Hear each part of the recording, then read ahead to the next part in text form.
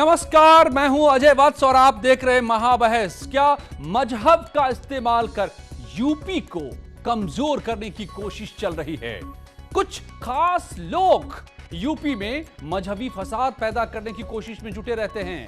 कभी पीएफआई की आगजनी, पत्थरबाजी, तो कभी जन्मभूमि के चंदे पर बयानबाजी, तो कभी वैक्सीनेशन पर वहम का खेल, और अब जबरन धर्मांतरण की साजिश। और इस पर सियासी तूफान। किसका एजेंडा है? यूपी और देश से खिलवाड़, इसकी सुरक्षा से खिलवाड़। आज महाबहस इसी पर।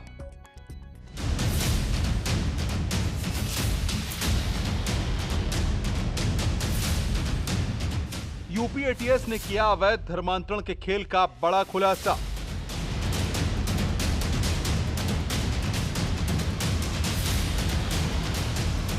गिरफ्त में धर्मांतरण गैंग का सरगना उमर गौतम और जहांगीर आलम। 1000 लोगों को धर्म बदलकर बनाया मुसलमान। वो भी लोग इस कूट रचित तरीके से दस्तावेज तैयार कराने में या प्रलोभन देने में शामिल हैं, उनके विरुद्ध भी विधि सम्मत कड़ी कार्रवाई आने वाले दिनों में की जाएगी। सरकार के कड़े तेवर, ऐसी होगी कानूनी कार्रवाई, पुश्ते भी रखेंगी याद। तो हम ऐसे सभी संगठनों के खिलाफ और सभी लोगों के खिलाफ जो भी इस पूरे प्रकरण में शामिल हैं, हम कड़ी कार्रवाई करेंगे और इतनी कड़ी करेंगे कि आने वाली पुश्तें भी याद करेंगी कि कानून तोड़ने का क्या खामियाजा होता है। विपक्ष ने साधा निशाना, सरकार आपकी तो कैसे चला गोरख धंधा। उत्तर प्रदेश के अंदर में धर्म परिवर्तन का कानून तो पहले से ही है। इसके मतलब उत्तर प्रदेश की सरकार हर क्षेत्र में कानून व्यवस्था बनाए रखने में फेल हो रही है, चाहे वो महिला सुरक्षा को लेकर हो, चाहे भूमाफिया हो, चाहे यहाँ पे शराब माफिया हो, चाहे यहाँ पे कफन चोर हो। हर तरह का चोरी, डकैती, हत्या, लूट मार, बलात्कार उत्तर प्रदेश में बढ़ते चले जा रहे हैं। पुलिस सिर्फ हाथ पे हाथ रख के बैठी रहती है। मुस्लिम धर्मगुरु ने धर्मांतरण को बताया विधानसभा चुनाव का एजेंडा। तो यह है कि मजहब इस्लाम में कतई तौर पर इस बात की ममानियत है कि किसी को भी जबरन मजहब इस्लाम में दाखिल कराया जाए। लिहाजा इस तरीके की बातें करके कहीं ना कहीं एक मुसलमानों के खिलाफ एक माहौल बनाने की कोशिश की जा रही है, जिसको कहीं ना कहीं इलेक्शन में जिससे फ़ायदा हासिल किया जा सके। हिंदू धर्मगुरुओं ने केंद्र और राज्य सरकार से आरोपियों के लिए मांगी फांसी।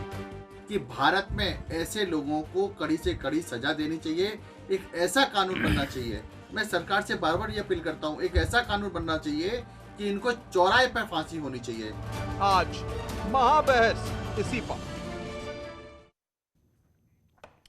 मेरे साथ जुड़ रहे हैं हीरो वाजपेयी, बीजेपी के प्रवक्ता अंशु अवस्थी, कांग्रेस के प्रवक्ता अतीकुर रहमान, मुस्लिम स्कॉलर हैं सुबुही खान, राजनीतिक विश्लेषक विनोद बंसल, राष्ट्रीय प्रवक्ता वीएचपी यति नरसिंहानंद सरस्वती, महंत है डासना मंदिर के। स्वागत है आप सभी का। मैं यति नरसिंहानंद सरस्वती जी आपसे डिबेट को ओपन करता हूं। आज काफी दिनों के बाद आज जुड़े हैं आप इस प्रोग्राम में, महाबहस में। क्या दुश्मनी है इन लोगों की? कभी पीएफआई की शक्ल में सामने आते हैं, तो कभी वहम फैलाने वाले, और अब ये जबरन लालच देकर मजबूरों, गरीबों, जो बोल नहीं सकते, जो सुन नहीं सकते, उनका धर्म बदल रहे हैं और मदद करने का नाटक कर रहे हैं। अजय भाई, दिनों के बाद आपके साथ बैठकर बहुत अच्छा लगा मुझे। आशा करता हूँ आप बिल्कुल स्वस्थ होंगे। देखिए, ये मैं आपसे पहले बताता रहा हूँ, ये इस्लाम की जड़ों में है। हम जब तक कुरान को, हदीस को पूरा नहीं पढ़ लेंगे, इस्लाम के इतिहास को पूरा नहीं पढ़ लेंगे, हम समझ ही नहीं सकते कि हमारे साथ क्या हो रहा है। ये हर तरह से हमें मारा जा रहा है, हर तरह से हम लोगों को बर्बाद किया जा रहा है, हमारे मूक बधिर बच्चों को, हमारी महिलाओं को। और देखिए, इस गैंग का इसका खुलासा कैसे हुआ। ये लोग मेरी हत्या करने के लिए डासना मंदिर में आए थे अजय भाई। जो लड़का मेरी हत्या करने के लिए आया, 3 साल पहले वो हिंदू था, उसको एक मुसलमान महिला मिली, उस मुसलमान महिला से उसने शादी कर ली। आज 3 साल के बाद वो इतना कट्टर मुसलमान, इतना कट्टर जिहादी बन गया कि वो एक सन्यासी की हत्या करने के लिए आ गया। ऐसे ही ये लोग पता नहीं कितने लोगों की हत्या करवा रहे हैं, हमारी लड़कियों को फंसाकर उन्हें प्रोस्टिट्यूट बना रहे हैं, उन्हें मार रहे हैं। ये बहुत बड़ा षड्यंत्र है। केवल 1000 लोगों की बात नहीं है, बहुत लोग इसमें फंसे हुए। इसकी बड़ी गहन जांच होनी चाहिए। Okay. लेकिन ये सब आपको ऊपर की लगता बातें है हैं अजय कि धार्मिक ये आप कह रहे हैं कि धर्म में जड़े हैं जहां से ये सब कुछ पैदा होता है? अतिकुर रहमान भाई। धर्म इस्लामिक नहीं, इसकी जड़ें अधर्म में हैं। देखिए मोहम्मद नाम का जो व्यक्ति 14 धर्म साल का जो पहले अधर्म के पैदा तौर हुआ पर इस्तेमाल करते हैं, बिल्कुल आप सही जी, कह रहे हैं कि जो धर्म ये का नहीं, ये जो अधर्म है। मजहब का देखिए, मोहम्मद जो था हम लोगों को समझना पड़ेगा। ठीक है। मोहम्मद जो था बेसिकली एक लुटेरा था, एक डकैत था, एक बलात्कारी था, नहीं एक औरतों का सौदागर था, ये औरतों का हम दलाल नहीं था। नहीं उसने यति नरसिंह आनंद उसने अपना सरस्वती गिरोह बनाया, नहीं, उसी गिरोह का नाम कोई भी इस्लाम धर्म है। नहीं कोई भी नहीं, धर्म नहीं, कोई भी अरे धर्म भाई, बुरा देखिए, नहीं है, उसका इस्तेमाल बुरा नहीं, होता ये है। धर्म नहीं है, उसको ये धर्म नहीं है, उसको ये इस्तेमाल अधर्म है। करने वाले लोग बुरे सबसे होते हैं पहले उसका। मोहम्मद की जीवनी को अतिकुर पढ़ना रहमान, पड़ेगा। ओके ठीक है सरस्वती जी, अब मैं अतिकुर रहमान से जवाब लेता हूं और फिर बाकी मेहमानों के पास जाऊंगा। अतिकुर रहमान मुस्लिम स्कॉलर भी मेरे साथ है। ये क्यों क्या दुश्मनी है? ये उत्तर प्रदेश से क्या दुश्मनी है? क्यों हमेशा हमला होता है उत्तर प्रदेश पर, देश पर? अतिकुर रहमान, धर्म की आड़ लेकर। जी अजय भाई, देखिए हम लोगों को समझना होगा कि यति आनंद जी जो हैं ये हमेशा से मुसलमानों के खिलाफ, कुरान के खिलाफ, पैगंबर मोहम्मद के खिलाफ अनाप शनाप चीजें बकते रहे हैं। नहीं, ये मुद्दा इस वक्त नहीं है। मुद्दा ये है कि जिस तरीके से धर्म परिवर्तन का एजेंडा चलाया गया है, ये एजेंडा किसका है? कौन लोग हैं ये? क्या मकसद है इनका? अजय भाई, ये जो लोग भी हैं, अजय भाई ये जो लोग भी हैं, कुरान इनका समर्थन कभी भी नहीं करता है और भारत के मुसलमान तो कतई तौर पे इनके साथ नहीं हैं। भारत के मुसलमानों ने प्रण लिया है कि कभी भी हिंदू मुस्लिम एकता के खिलाफ कुछ भी नहीं होने देंगे, कुछ बर्दाश्त नहीं करेंगे जब तक कि संविधान हमारा है, शरिया लॉ कोई हमारा इस्लामी हुकूमत नहीं है, तो यहाँ शरिया लॉ होगा। आपको पहले अपनी कुरान पढ़नी चाहिए। हो सकता है आपने कुरान और हदीस ना पढ़ी हो, मैं आपको आप कहें तो भिजवाऊंगा आपको। अगर पूरा मुझे नहीं करने देंगे तो मैं नहीं समझता हूँ डिबेट के ऊपर कोई काम है। जब आप झूठ बोल रहे हैं मैं डिबेट पे नहीं, मैं चला जाता हूँ। आप कहिए तो मैं आपको कुरान भिजवाऊंगा। अगर आप मुझे ओके, वन बाय वन, ठीक है। समझता हूँ सरस्वती जी, मैं आपके पास दोबारा आता हूं, लेकिन अतिकुर रहमान, कहीं से कोई आवाज नहीं उठती है ऐसे लोगों के खिलाफ जो कभी पीएफआई बनकर आग लगाते हैं दिल्ली से लेकर लखनऊ से लेकर मेरठ तक, तो कभी आकर धर्म परिवर्तन करते नजर आते हैं मासूमों की मदद के नाम पर। कहां कोई आवाज उठती है? अजय, जो आपका जो अंदाज, आपका जो लहजा है वो पूरी तरह से दर्शा रहा है कि आप भी उसी षड्यंत्र के अंदर उसके ही आप हिस्सा हैं जो मुसलमानों को सिर्फ बदनाम होते हुए देखना चाहता है। एक पीएफआई के खिलाफ आज तक के 7 साल में किसी कोर्ट के अंदर कहीं से भी एक पीएफआई के खिलाफ सबूत नहीं मिला, कोई एक सबूत नहीं मिला कि धर्मांतरण के लिए मुसलमान या इस्लाम जिम्मेदार है। जो डिबेट पार्लियामेंट में होना चाहिए, स्टेट के लेजिस्लेचर में होना चाहिए, वो आपके चैनल पे होती है। आप जज बन जाते हैं, जूरी बन जाते हैं। अतिकुर रहमान साहब, आप आ गए, आप भी वहीं पहुंच गए जहां ये नजर आते हैं जहांगीर जैसे लोग, जहां नजर आते हैं मोहम्मद उमर गौतम जैसे लोग। अभी हाल ही में सूफियों की एक संस्था ने पीएफआई के ट्विटर अकाउंट को वेरीफाई किए जाने का विरोध किया है कि नहीं, इनको पहचान मत दो, ये विरोधी है देश के, और आप उनके समर्थन में खड़े हो गए। Okay, I will bring in सुबुई खान एंड देन विनोद बंसल साहब। सुबुई खान, ये क्या एजेंडा है? कौन सा एजेंडा चल रहा है यूपी के खिलाफ, खास तौर से अलग अलग शक्ल में? जी अजय जी, एक बहुत अच्छे हमारे देश के आइडियोलॉग जिनको मैं बहुत मानती हूँ, पंडित दीनदयाल उपाध्याय जी ने बहुत अच्छी बात कही थी कि हमें एकात्मता के एहसास के साथ आक्रमण का प्रतिकार करना है।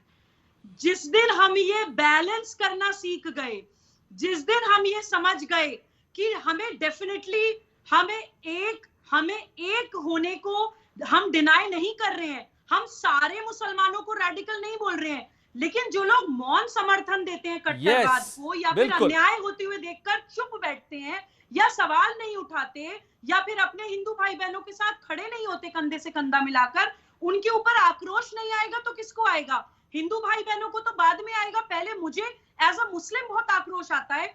मैं अतिकुर रहमान साहब को एक बार जरूर बताना चाहती हूँ, यति नरसिम्हानंद जी के लिए, कि यति नरसिम्हानंद जी से मिलने में डासना मंदिर गई थी। उन्होंने मेरे सामने प्रॉफिट मोहम्मद सल्लल्लाहु अलैहि वसल्लम के लिए कोई बुरे अल्फाज इस्तेमाल नहीं करे। उन्होंने मेरी आस्था का सम्मान किया, क्योंकि वो जानते हैं कि मैं देश से, अपनी संस्कृति से, हिंदू संस्कृति से कितना ज्यादा प्रेम करती हूँ। लेकिन उनका जो आक्रोश है, जो सवाल है, उसको समझने की कोशिश करिए, डासना मंदिर का इतिहास जानने की कोशिश करिए, क्या क्या उनके साथ आज तक हुआ है वो जानने की कोशिश करिए। और प्रॉफिट मोहम्मद सल्लल्लाहु अलैहि वसल्लम को डिफेम कौन करता है? वही फैब्रिकेटेड हदीस, हमारे ही इस्लाम के फैब्रिकेटेड स्क्रिप्चर्स प्रॉफिट की एक अलग ही तरह की इमेज लोगों के सामने रखते हैं। तो क्यों ना हमसे सवाल किया जाए, ना तो हम उन स्क्रिप्चर्स को डिसोन करते हैं जी। अगर आपको प्रॉफिट के लिए बोलना बुरा लग रहा है, डेफिनेटली मैं भी प्रॉफिट मोहम्मद सल्लल्लाहु अलैहि वसल्लम को मानती हूँ, उनका सम्मान करती हूँ, लेकिन कम से कम मैं उन स्क्रिप्चर्स को डिसोन करती हूँ। मैं मानती हूँ कि बहुत सारे ऐसे फैब्रिकेटेड हदीस है जो इस्लाम का कट्टर चेहरा लोगों के सामने लाते हैं। ये अतीक साहब, ये सवाल है, स्क्रिप्चर्स है जो ये सवाल है, स्टेट का एजेंडा चलाते हैं। मैंने पहले ही कहा, खिलाफ आप क्यों नहीं बोलते हैं? राइट, मैंने पहले ही कहा, जिस दिन बोलेंगे, मैंने पहले ही कहा कि कोई मजहब बुरा नहीं होता, कोई मजहब बुरा नहीं होता, लेकिन जो लोग मजहब का इस्तेमाल अपने फितूर को अंजाम देने के लिए करते हैं, वो हर मजहब को बदनाम करते हैं, कमजोर करते हैं हमें, हमारे रिश्तों को, हमारे साथ को। अतीकुर रहमान, आप इनके खिलाफ हैं या इनके साथ हैं, या आपको तय करना है? अजय भाई, मैं आपको आश्वासन दे रहा हूं कि जहां पर कौमी एकजुटता की बात आती है, हिंदू मुस्लिम एकता की बात आती है, संविधान को बरकरार रखने की बात आती है, मैं अपना खून बहाने के लिए तैयार हूं। और मेरे जैसे लाखों लाख हिंदुस्तान के मुसलमान आपके साथ कंधे से कंधा मिलाकर चलेंगे, संविधान को ठेस नहीं पहुंचने देंगे, हिंदू मुस्लिम एकता को ठेस नहीं पहुंचने देंगे। ये राजनीतिक लोग अगर धर्म का इस्तेमाल करके ये इलेक्शन जीतना चाहते हैं, तो इनको नाकामयाब करने में आपको मेरा साथ देना है, मुझे आपका साथ देना है। कौन करता है ये? कौन राजनीतिक लोग करते हैं और अभी भी कर रहे हैं। कौन लोग करते हैं? आप बताइए, साफ साफ बोलिए ना, आप खुल्लम खुला बोलिए। बीजेपी करती है, आरएसएस करती है, ओके, अभिनव भारत करता है। अगर पुलिस नहीं पुलिस और अभी नहीं, पुलिस यूपी एटीएस नहीं, पुलिस यूपी एटीएस को यह खबर मिलती है कि जबरन मजबूर लोगों को मजबूर किया जा रहा है और धर्म परिवर्तन कराया जा रहा है, वो खामोश रहे? पीएफआई वाले पत्थर बरसाएं, उस पर कार्रवाई नहीं करे, पुलिस खामोश रहे, नहीं तो ये राजनीति हो जाएगी। जेल के पीछे डालिए, सख्त से सख्त कार्रवाई करिए, लेकिन ये तो फिर आप ये राइडर अंशु, ठीक है, अंशु अवस्थी में आप ये जो दर्द आपको है, वही अंशु अवस्थी को भी दर्द है, उनको भी लगता है कि ये पॉलिटिक्स कर रही है बीजेपी, इसलिए ये मुद्दे आ रहे हैं। तो क्या बीजेपी या उसकी सरकार, जो यूपी पुलिस है, एटीएस है, अंशु अवस्थी जी, वो खामोश रहे और बेचारे जो बोल नहीं सकते, सुन नहीं सकते, उनका धर्म परिवर्तन होता दिखता रहे? आप ये चाहते हैं? पीएफआई आग लगाती रहे लखनऊ में और खामोश रहे सरकार, नहीं तो पॉलिटिक्स हो जाएगी। अंशु अवस्थी, पॉलिटिक्स कौन कर रहा है, आप या बीजेपी? अजय भाई, आज एक काम करते हैं, आज मैं 2 मिनट के लिए कुछ एंकर का काम कर लेता हूं और आप कांग्रेस के प्रवक्ता बन जाइए, 2-3 सवालों का जवाब दे दीजिए। नहीं, आप पहले मेरे सवाल का जवाब दे दीजिए, फिर मैं दे दूंगा सवाल का जवाब। डिबेट हो रही है, पहले आप मुझे मेरे सवाल का जवाब दे दीजिए, फिर मैं दे दूंगा। अच्छा ठीक है, ये काम मेरा नहीं है जवाब देना, मेरा काम है सवाल पूछना, क्योंकि आप जिम्मेदारी देते हैं जवाब देने की। ठीक है, पॉलिटिकल पार्टी आप हैं, हम नहीं है। मैं दे देता हूं, मुझे बोलने दीजिए, मैं दे दे रहा हूं। ओके ठीक है।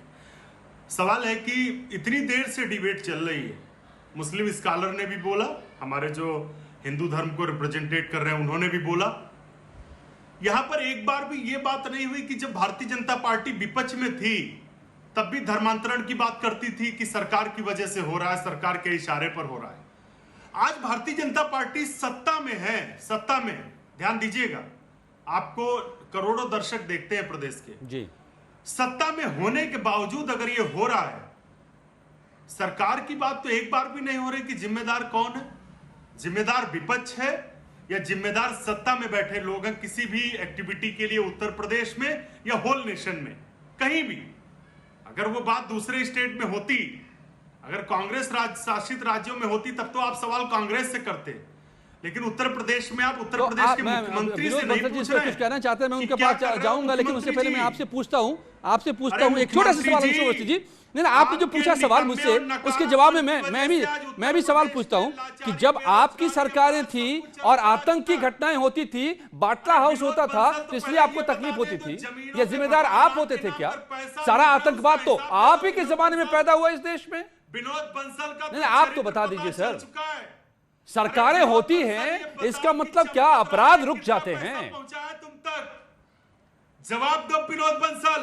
Okay, Vinod Bansal ji please Vinod come in। Bansal कितना बताइए पैसा पहुंचाया किसका जब एजेंडा है ये? अपराधी तुम तक? यूपी जवाब दो। किसके निशाने पर है? उत्तर प्रदेश और देश। चंदा जीवियों, अजय जी जी, भगवान राम के नाम अजय जी, पर अजय चंदा जी, ये- खाने ये- वाले ये विनोद जो- बंसल, शर्म करो। ये चंदा जिहादी खाने जीवी वालों। और ये जो भ्रष्टाचारी जो लोग हैं ना जी, और वो जो ये चंदा उनको थोड़ा चुप करिए। देखिए मैं बताऊं आपको, ये बड़ी विचित्र स्थिति है कि आज जिस डिबेट में बीजेपी का कोई प्रवक्ता आपने नहीं बिठाया, सवाल हैं, उसी से पूछे हीरो जा वाजपेयी रहे हैं। पता नहीं क्यों नहीं जुड़े हैं जिससे अभी तक। पूछना चाहिए उससे सवाल नहीं पूछेंगे ये, एक बात। दूसरी बात है, कोई बात नहीं, लेकिन मैं दूसरी बात कह रहा हूँ कि अतीकुर रहमान जी ने बहुत सारे भाषण दिए, इन्होंने एक मुस्लिम क्लरिक वाला काम नहीं किया।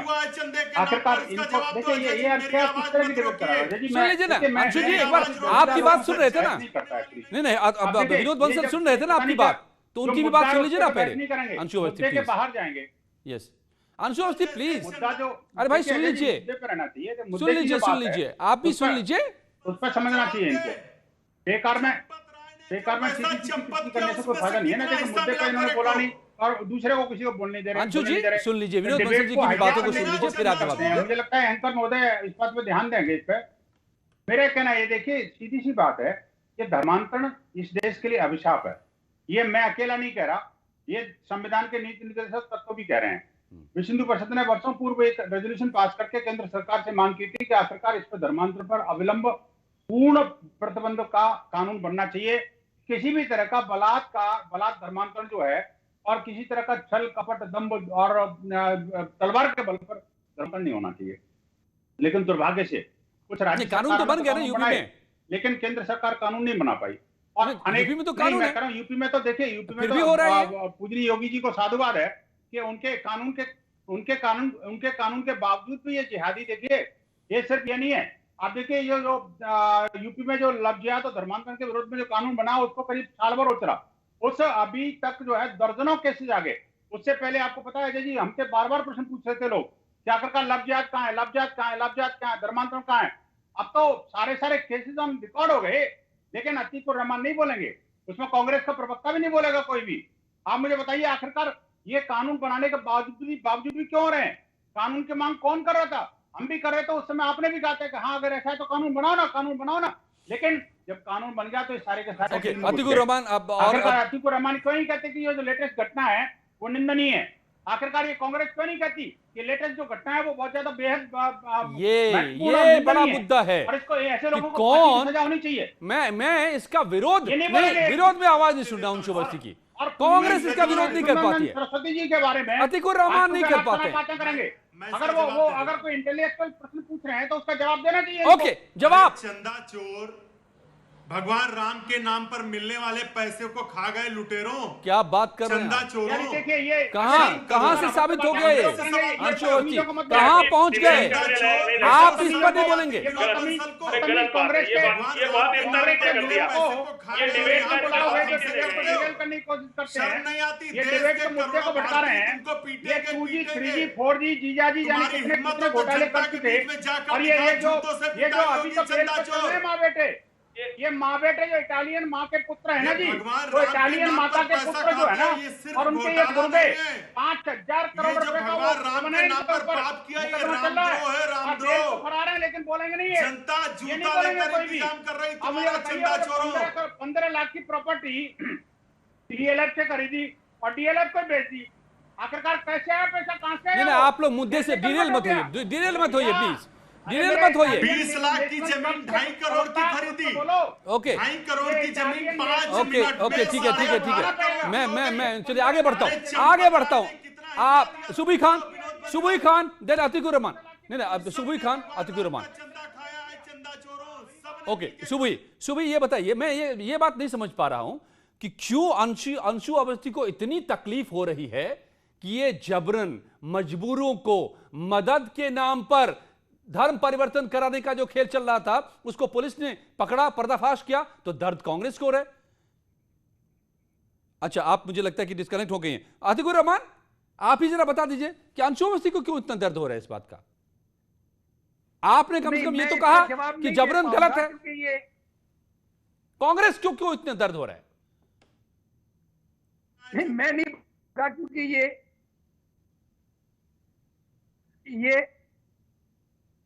जी नहीं अजय जी, क्योंकि ये मेरा डोमेन नहीं है। अंशु जी जो भी बात कह रहे हैं वीएचपी को उसका जवाब देना चाहिए, क्योंकि क्यों वो लैंड स्कैम कैसे बना और क्यों हुआ ऐसा। लेकिन मैं सिर्फ इतनी बात आपसे करना चाह रहा हूं कि राजनीति जो उत्तर प्रदेश में चल रही है फिलहाल, उसका केंद्र बिंदु जो है वो सिर्फ और सिर्फ इलेक्शन जीतना है। और इलेक्शन जीतने के लिए क्योंकि इनके पास मुद्दे नहीं है, इन्होंने हिंदू भाइयों की लाश बिछा दी, उनको लकड़ी नसीब नहीं हुई। आतिकुर रहमान साहब, मैं नहीं समझ पा रहा हूं। यू आर स्कॉलर, इनके पास जब आप स्कॉलर हैं, मैं लेकिन कोई आप स्कॉलर एक नहीं मौलाना की तरह बात कर रहे हैं। आज आप मौलाना की तरह बात कर रहे हैं आतिकुर रहमान, आप स्कॉलर की तरह नहीं बात कर रहे हैं। मतलब फोर्सफुल कन्वर्जन हो, जबरन धर्मांतरण हो, पीएफआई आगजनी करे, गोलियां चलाए, मौतें, लाशें बिछाए, और आप बात कर रहे हैं कि ये पॉलिटिक्स है। What is this? Who is doing this politics? Election आने वाले हैं अजय भाई, आप समझिए इलेक्शन आने वाले हैं, मुद्दों लड़ना नहीं चाहते ये। अगर ये क्राइम अगर हो तो रहा क्या है आप कहना चाह रहे हैं कि बीजेपी करवा रही है क्या ये? नहीं, आप सीधे बोलिए ना कि बीजेपी ने खड़ा कर दिया क्या मोहम्मद उमर गौतम को? कहीं आप ये तो नहीं कह देंगे कि जहांगीर काजी को और उमर गौतम को बीजेपी ने खड़ा कर दिया? आप ये तो नहीं बोल देंगे कहीं? इन्वेस्टिगेशन होगी तो यही निकल के आएगा। हो सकता है मैं गलत हूं, लेकिन आप और मैं जज तो नहीं है ना। जुडिशरी जिंदा है हिंदुस्तान में, जुडिशरी को सुबुई खान, मैं समझ नहीं पा रहा हूं। मामला पहुंच जी, ओके सुबुई, धन यतीन सिंह आनंद सरस्वती जी, उसके बाद यस जी मैं समझ नहीं पा रहा हूं बहुत सारी बातों को जी, कि ये सारी चीजें जो हो रही हैं, जो क्राइम है वो पॉलिटिक्स कह के उसको आप कैसे, इसके खिलाफ एक शब्द नहीं, इसको पॉलिटिक्स कह के आप बचना चाह रहे हैं? जी अजय जी, मुझे कुछ सेकंड अनइंटरप्टेड दे दीजिएगा प्लीज, मुझे कोई बीच में ना काटे। मैं कुछ सेकंड्स में ये प्रूव कर दूंगी कि ये डिबेट जो आप कर रहे हैं, ना ही ये कोई पॉलिटिकल डिबेट है और ना ही ये कोई किसी धर्म पे उंगली उठाने वाली डिबेट है। आप यहाँ पे भारत की आवाज उठाने की कोशिश कर रहे हैं, जिसको जानबूझ के मैनिपुलेट करने की कोशिश की जा रही है। देखिए, सबसे पहले तो श्री राम के अस्तित्व पे हमेशा सवाल उठाने वाले लोगों के पेट में दर्द होना लाजमी है कि उनका भव्य मंदिर का निर्माण होने जा रहा है। तो इसको तो हम सभी लोग जानते हैं कि क्यों ये जानबूझ के क्रिएट किया जा रहा है। एक इश्यू, एक डिस्प्यूट जबरदस्ती का, कि शांति के साथ और भव्यता के साथ मंदिर निर्माण को ना होने दिया जाए और रोक लिया जाए, रंगा लगा दिया जाए। दूसरी बात मैं बात करना चाहती हूँ कि मुसलमान ये सोचें कि इस्लाम और इस्लामिक स्टेट में फर्क समझना कोई बहुत रॉकेट साइंस नहीं है। प्रॉफिट मोहम्मद की डेथ के बाद, क्योंकि उनके कोई वारिस बेटा नहीं बचा था, तो उनकी विरासत को की लड़ाई के चक्कर में कुछ पॉलिटिकल माइंडसेट के लोगों ने इस्लाम को हाईजैक कर लिया।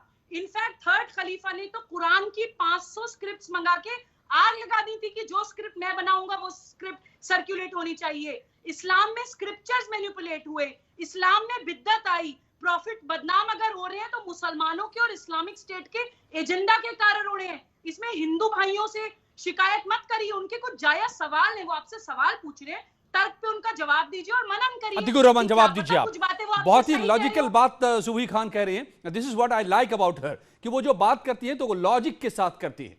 आप सीधे पॉलिटिक्स का ठप्पा लगा दे रहे हैं और आंख बंद कर दे रहे हैं उस क्राइम से, जिससे देश कमजोर हो रहा है, जिससे यूपी कमजोर हो रहा है, जिससे हिंदू मुसलमान के बीच खाई पैदा होती है, और आप कहते हैं कि ये पॉलिटिक्स कर रहे हैं।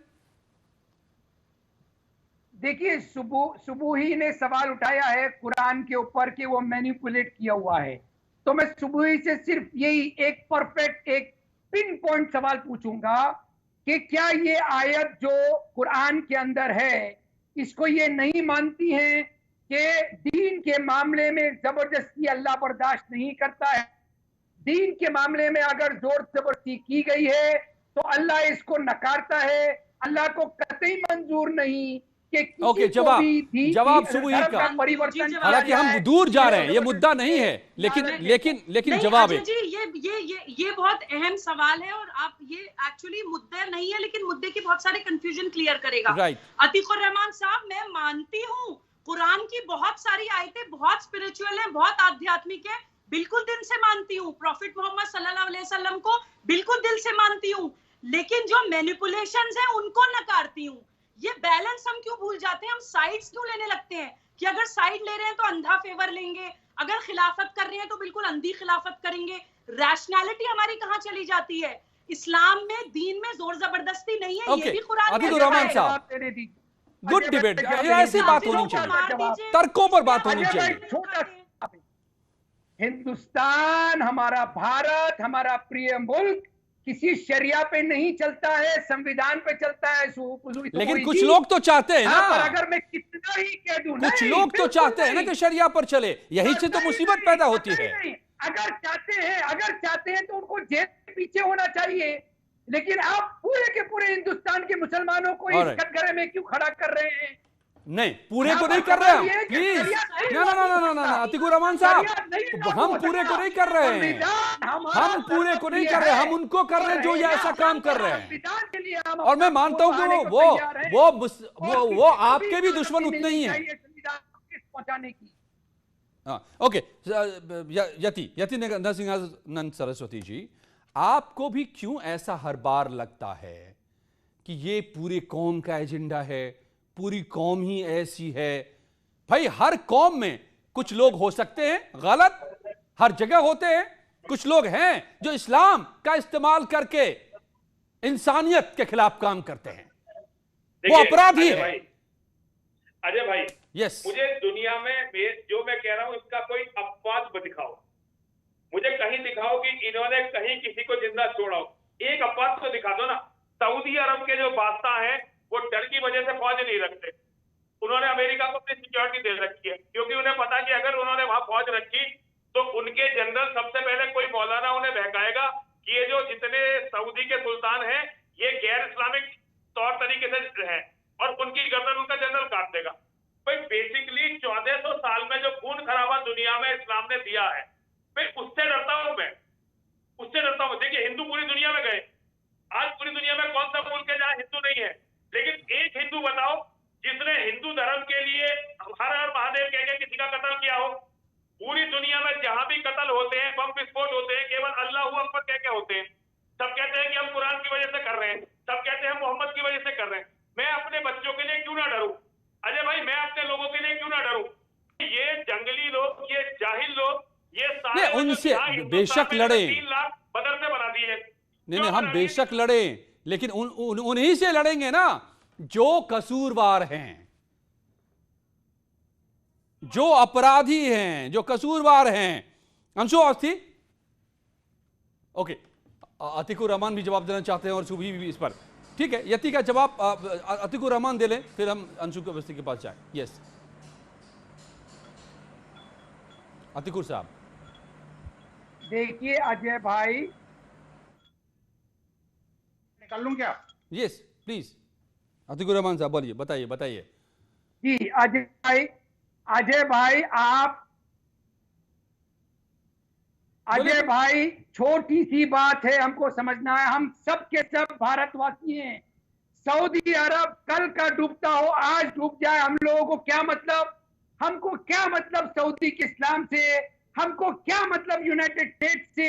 अरे हमारा संविधान सर्वप्रिय है, शरिया की कोई जगह नहीं है इस्लाम यहाँ पर हिंदुस्तान के अंदर। इससे बड़ी बात कोई हो सकती है अजय भाई?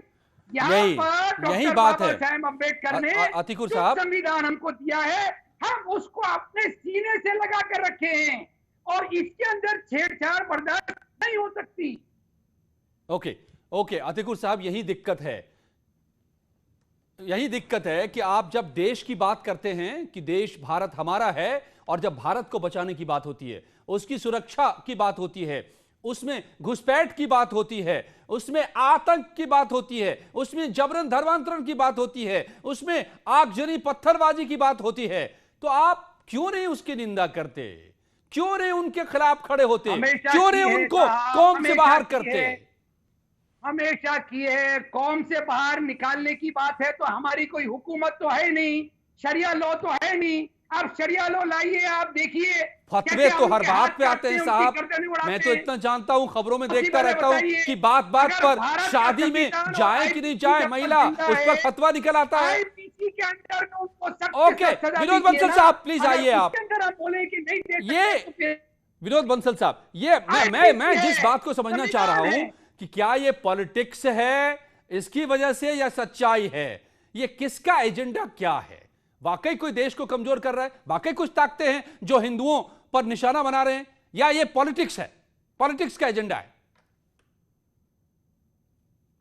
अजय जी, बड़ा दुर्भाग्य है कि जिस टॉपिक पर आप डिबेट करा रहे हैं उस टॉपिक के बाहर सब लोग बोल रहे हैं, लेकिन उस टॉपिक पर कोई नहीं बोल रहा है। सुबी खान को लेकर नहीं, ये उसी से जुड़ी बात है। मैं क्या अगर धर्मांतरण हो रहा है तो इसके पीछे ये देश का अभिशाप, कोई अपराधी है या एक जमात है? सवाल ये उठ रहा है, मुद्दा ये उठ रहा है। देखिए अजय जी, कौन नहीं जानता ये जमात है, और जमात पूरी की पूरी ऑर्गेनाइज्ड है। कैसे कह सकते हैं? और ये टोटली फंडेड है, फॉरेन फंडेड भी है और लोकल फंडेड भी है। चाहे खाने को नहीं है दाने, लेकिन धर्मांतरण जरूर करेंगे। चाहे खाने को नहीं है दाने, चाहे साइकिल के पंचर जोड़ करके पेट भरना पड़े, लेकिन जकात जरूर देंगे। चाहे खाने के लिए दाने, लेकिन तो इसमें क्या बुरा है? कोई जकात दे रहा है तो जरूर करेगा। ये कोई जकात दे रहा है, गरीबों की मदद कर रहा है, तो इसमें क्या बुराई है? आतंकवाद में जाइए, आप भी दान करते हैं, दान को सबसे बड़ा धर्म मानते हैं। तो कह रहा हूं आपको, आपने मेरी आपको जी बोलिए विनोद जी। आपको पता है वो जकात कहां जाती है? ये जकात फाउंडेशन भी बनी हुई है भारत के अंदर। ठीक है, और आप देखिए कि भारत के अंदर वो जो सुबह आता हूं मैं 2 मिनट में आपके पास, हलाल सर्टिफिकेशन अथॉरिटी बनी हुई है। तो क्या हो गया? नहीं बोलिए विनोद साहब। आवाज नहीं आ रही क्या? नहीं आ रही है, आप बोलिए। अच्छा, पता नहीं, मेरे को बीच में इंटरप्ट कर रहा है कोई, मेरे समझ में नहीं आता। मेरे को पहले तो या तो वो अपने कांग्रेसी प्रवक्ता इंटरप्ट कर रहे हैं या फिर आप बोलो। मुझे एक बार जो प्रश्न पूछने पूछ लीजिए। नहीं, हर चीज को साजिश का नाम देना कितना सही होता है? सुबही खान, चलिए आप जवाब देना चाह रही थी इस बात का, ये बताइए कि एजेंडा क्या है और एजेंडा किसका है? अगर कोई धर्म परिवर्तन करा रहा है तो कोई अपराधी किस्म के लोग हो सकते हैं, वो उनको जेल में डालिए। जिम्मेदारी है सरकार की, पुलिस की, संस्था की, जो काम किया एटीएस ने। नहीं अजय जी, देखिए मैं पूरी जिम्मेदारी के साथ कहना चाहती हूँ, ये सिर्फ लॉ एंड ऑर्डर की सिचुएशन नहीं है, ये सिर्फ अपराधी नहीं है, ये डेफिनेटली एक एजेंडा है। ये हिंदू और मुस्लिम दोनों को समझने की जरूरत है। देखिए प्रॉफिट के टाइम तक, मैं आपको बताती हूँ, प्रॉफिट के समय तक, उनकी लाइफ टाइम तक अरब के बाहर कभी कोई कंट्री इन्वेड नहीं करी गई। उनकी डेथ के बाद इस्लामिक स्टेट बनाने का एजेंडा आता है और दूसरी कंट्रीज को इन्वेड किया जाता है, मास रेप, मर्डर, स्लॉटर्स होते हैं, और एक आक्रांता मानसिकता के साथ पूरी दुनिया को फतह करने के लिए वो लोग निकलते हैं, जो हमारे भारत के खिलाफ खासतौर से गजवा हिंद के रूप में आज तक चलाया जा रहा है। हमारे मंदिर विध्वंस, हमारे इतिहास, हमारे शास्त्र, हमारी संस्कृति, सब कुछ बर्बाद किया गया। मैं मुसलमानों से ही अपील करती हूँ कि प्रॉफिट मोहम्मद रियासत मदीना की बात इसलिए करते थे क्योंकि वहां पैदा हुए थे, वो उनकी मातृभूमि थी। अगर हम भारतीय मुसलमान हैं तो हम रियासत मथुरा, रियासत अयोध्या, रियासत काशी की बात करें, तभी हम अपने आप को सच्चा मुसलमान कह पाएंगे। अपनी मातृभूमि के लिए आपको लड़ना है। इस्लाम और इस्लामिक स्टेट में फर्क समझिए। सही बोल रहे हैं विनोद बंसल जी, पूरा एजेंडा चल रहा है अजय जी, हमें समझना चाहिए।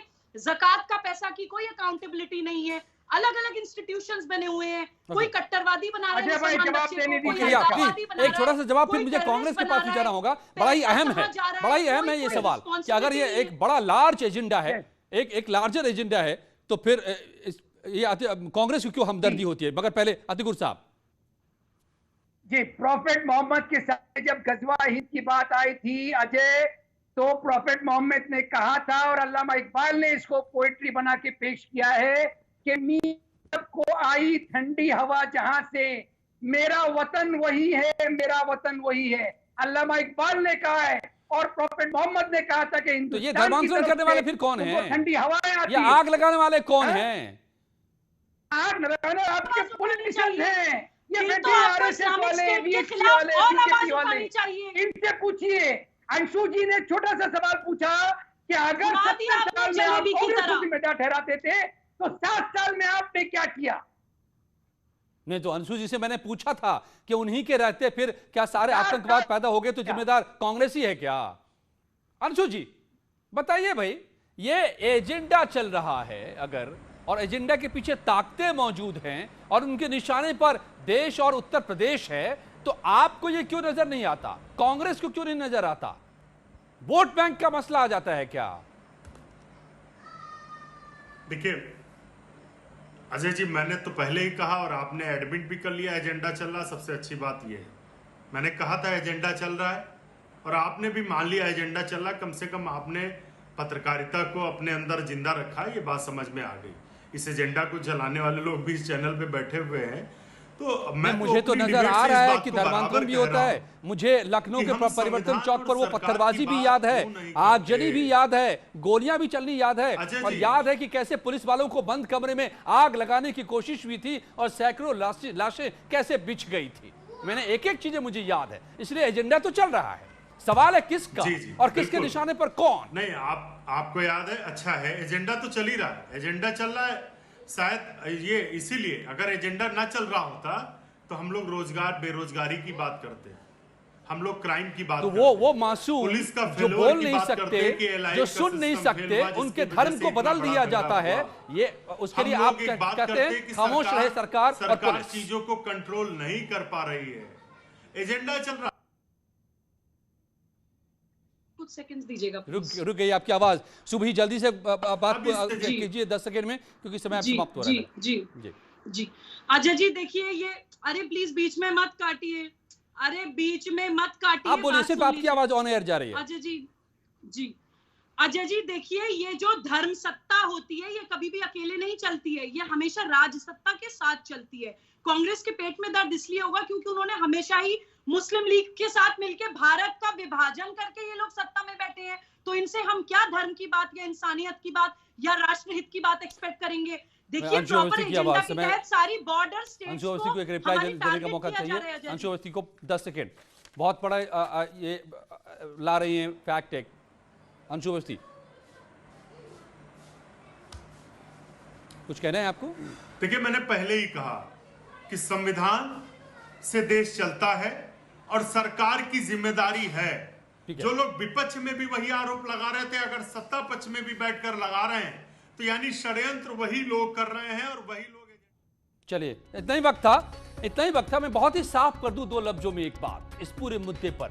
यह सवाल मजहब का नहीं है, मजहब के गलत इस्तेमाल का है। यह सवाल कानून व्यवस्था का भी है, और इसलिए अगर कार्रवाई होती है तो कार्रवाई होनी चाहिए। अगर इंसानियत के खिलाफ ये कदम उठ रहे हैं, जबरन धर्म परिवर्तन हो रहा है, आग लगाई जा रही है, नफरत फैलाई जा रही है, तो लेकिन इस पर राजनीति नहीं होनी चाहिए। धन्यवाद आप सबका मेरे साथ जुड़ने के लिए। लौटते हैं खुशी पलों।